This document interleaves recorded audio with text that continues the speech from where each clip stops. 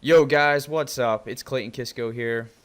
And Rocco Avellino. We're back. We're going to be talking about some good stuff here with the Gem and the Holograms global trailer that was just released the other day. And a lot of people thinking that this is not true to the cartoon series that was set place in it was created in like 1985 mid Yeah. 80s. And around 1985 to 1988. Yeah. Yeah, and so a lot of people, including William Shatner, is kind of disappointed about the lack of cartoon references. But I think Rocco and I are going to dig a little deeper into this trailer, and Gotcha. we're gonna show you some stuff here that's gonna renew your faith in this movie. So Yeah, and what Clay's referring to there is that famous Twitter post about where's the misfits here. So we're gonna try to dig. We're like Clay said, we're gonna dig a little deep, do some detective work, and see what we can find out. So right here. I mean, this is the first little instance. They show her putting on the makeup. She's kind of like in her what looks to be maybe attic, and she's kind of just jamming by herself. Right. And this is of course Jerica Benton, right? Yep. And which is I just want to say I totally forgot about her name, and that's one of the most 80 names ever. As Jerica, I don't know. I think that's a great name. I would love to see a surge of that name, baby name Coming back. Yeah, that is so good. So anyway, she's up here. She's kind of like it looks like this is her doing the makeup and like kind of creating this persona. Yeah. And what it tells me is that she's kind of unconfident in her skills and abilities, and she goes here. She puts on this mask, this makeup to kind of hide a little bit, so that she can kind of do the thing that I don't know. Maybe she's just unconfident or embarrassed about, or doesn't really believe in completely. Like in herself, Right. Yeah. but as you'll see later in the trailer, right, like she'll gain that confidence, right? Right. And it's kind of like I don't know who was recording her at that one point inside this trailer, but she's like, "Oh, get out of here. I don't want anybody recording me whatever I'm trying to sing." I think it's her sister Kimber, Yeah, but and you can and she see is the right one that there, yeah. yeah, she's the one right here that's uploading this video to YouTube, which is kind of where it just drives everybody to Jerica and following her. You're right, yeah. Now, was that I was kind of thinking that same thing too. Is her sister Kimber? How was that cut? That kind of that look. That was a beautiful look when she's sitting inside that attic. Those different colors and stuff going on. And was that a post effect kind of thing? You think that Kimber, her sister, she's wearing these headphones right now? Is she kind of into that editing thing? Which it seems like. Yeah, right here. Or was this really was this Jerica's design here? Was this her bringing out what we might think could be the start to Synergy? That's potentially, yeah, and like if anybody who's watched the show, the TV show knows that Synergy is the holographic projection that was created by her dad, and her dad seemingly dies, and then I don't know how he dies, but I know he goes away somehow and gets adopted by Mrs. Bailey, who has two foster kids of her own, and Jerica and Kimberly end up becoming stepsister, foster sister. I don't know what you call that situation, Yeah. But yeah. So her and Kimber, being sisters, I guess like it's there's a big foster sister situation, which are going to be a part of the band too as well. Right. So a lot of people, Clay had mentioned before, is that a lot of people have a different perspective of what this is going to be. When I first saw this too as well, it had been a while since I'd seen any type of '80s cartoon shows, but it was. You get this feel like it's going to be, just a singing movie, another one of those Pitch Perfects. And in fact, I think one of the producers, it was saying it was produced by Pitch Perfect. Yeah. You think it's going to be one of those movies? You don't see these like little hidden tech, nerdy, parts of the story. Like Clay was saying, Synergy, this holographic computer to help her change who she is into Jem, the lead singer of the band. Right.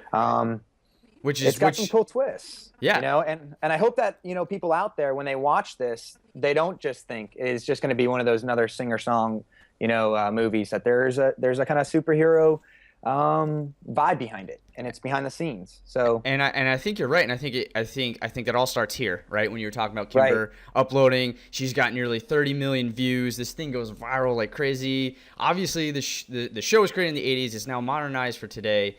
So this YouTube kind of sensation puts seemingly just Jerica on the map, and then here you have Mrs. Bailey. Played by Okay, Rocco, I'm testing you again. Do you know who this is? Molly Ringwald. Oh, you got it, buddy. That's awesome, dude. Can you tell me your favorite Molly Ringwald movie? Okay, no. All right, fair enough. Fair enough. My favorite's got to be Breakfast Club. She was also in 16 Candles.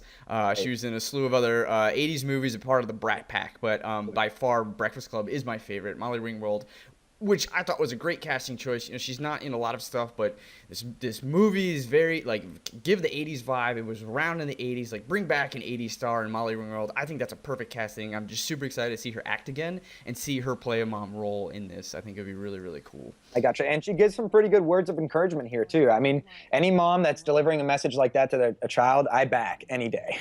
Being a father myself, like, she's saying, go for your dream. I mean, look, it's right there. Go capture it. Yeah, and tell you, and she's pointing. And so here we have, so in the forefront, this is Shauna, the character who she plays the synth drums, and in the back in the blue hair, God, I hope I'm almost positive about this. That's a guitarist, Aja, which is Shauna's sister. They're the foster kids of Molly Ringwald's character, who are now through law, they are now sisters. Yeah. Yep. There you go. And what does it look like they're doing out there in the back? Is that just watching a YouTube thing? Nothing important? Yeah, just probably like. Gotcha. Yeah. Doing some search. There's a lot of Mac laptop stuff. So yeah, they're getting excited. This is where they're getting accepted. Yeah, and they hit the Hollywood, right? Right. And it then can there happen it that is. fast nowadays. I mean, look at a lot of stars we have now. I mean, So this Justin is a key Bieber, building right here, Rocco. This is Starlight Productions. This is where, in the cartoon, this is the label, the building, the company that owns them, and seemingly also has a lot of drama involved, which is what William Shatner was alluding to when he said, you know, where are the misfits? Not alluding to, basically calling out that he didn't see misfits here. Right. Exactly. I gotcha. And then that woman right there, she is playing. I believe it's Erica. Erica Raymon. That's it, Erica Raymon. Okay, Yep. So for those geeks out there that don't know, the main antagonist in Gem and Holograms cartoon was called Eric Raymond. I think what they did is they gender swapped to that person, and is now being played by. Do you know who this is? This is Juliette Lewis. Yeah, and she's been in a lot of movies here and there. She's a wonderful actress. But yeah, so I think what she's playing Erica Raymond, which in the cartoon, Eric Raymond is constantly causing controversy between the misfits and manipulating them to fight with Gem and the Holograms.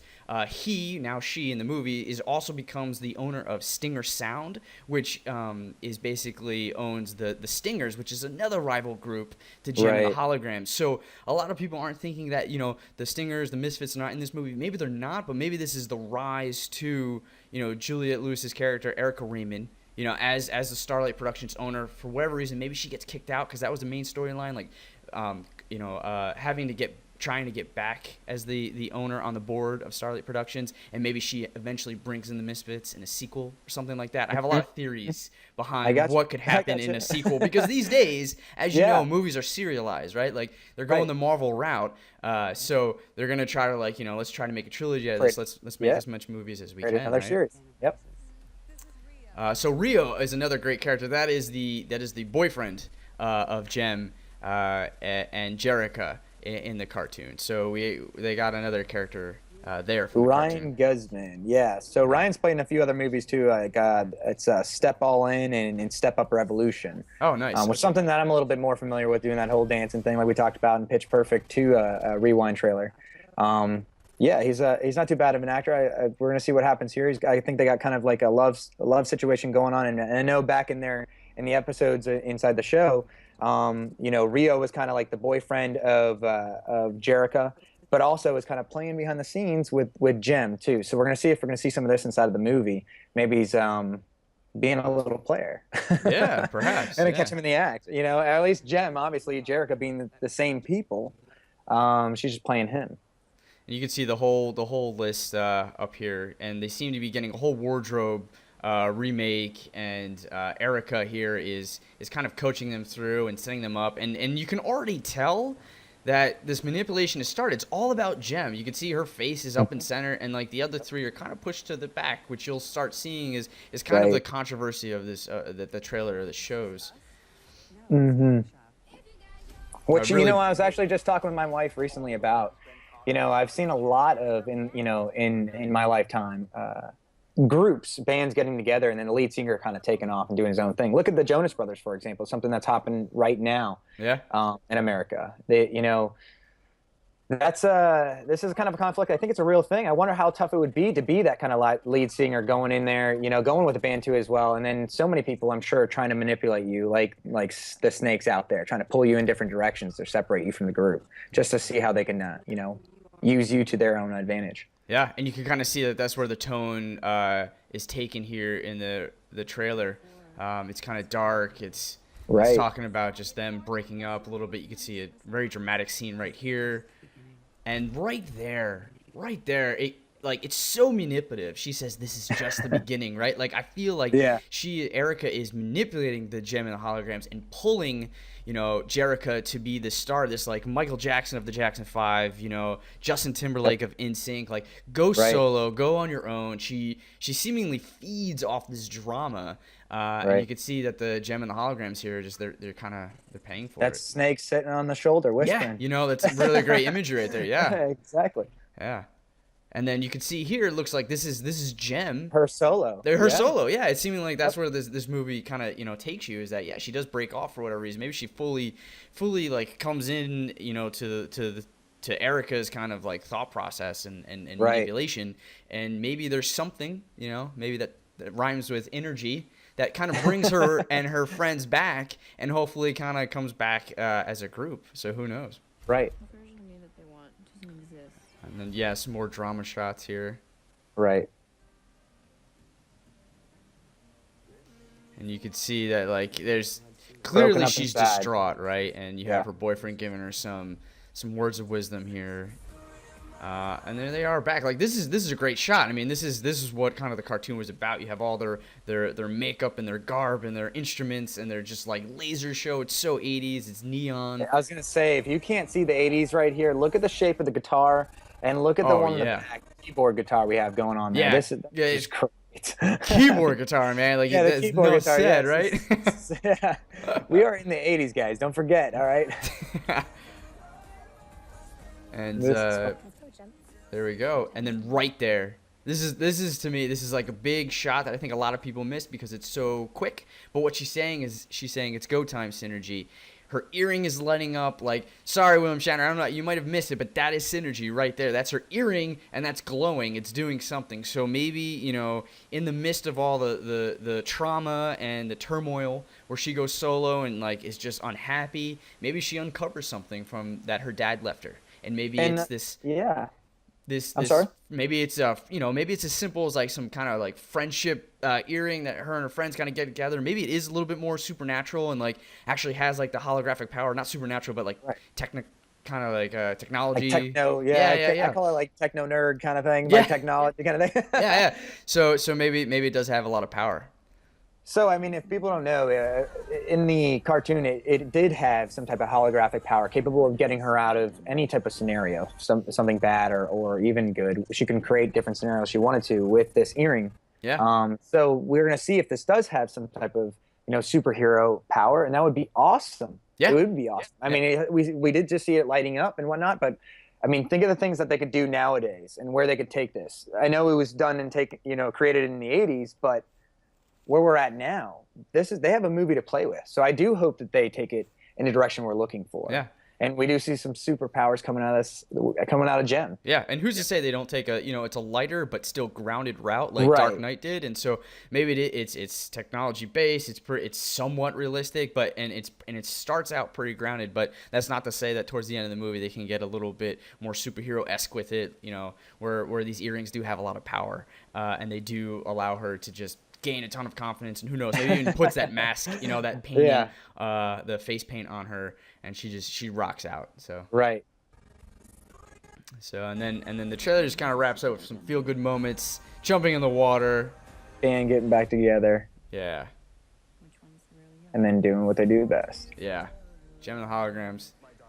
And then this is just a great, funny kind of little outro here about a guy really just wanting her autograph for himself. Steve. yeah.